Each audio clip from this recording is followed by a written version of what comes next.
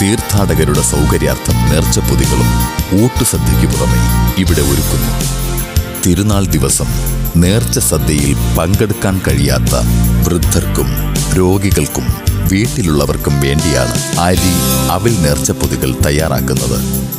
ഇടവകയിലെ ഫ്രാൻസിക്കൻ 3-ാം സഭയുടെ നേതൃത്വത്തിൽ LP സ്കൂൾ ഹാളിലാണ് വിശുദ്ധന്റെയും തീർത്ഥകേന്ദ്രത്തിന്റെയും ചിത്രങ്ങൾ ആലേഖനം ചെയ്ത പൊതികളിൽ ഓരോ വർഷവും ഈ തിരുഭക്ഷണം തയ്യാറാക്കുന്നത്. ഒരു വട്ടം കൂടി നമ്മുടെ പാവറട്ടി പള്ളിയിലെത്തി പുണ്യാളനെ കണ്ടുമടങ്ങും പെരുന്നാൾ കൂടണ്ടേ.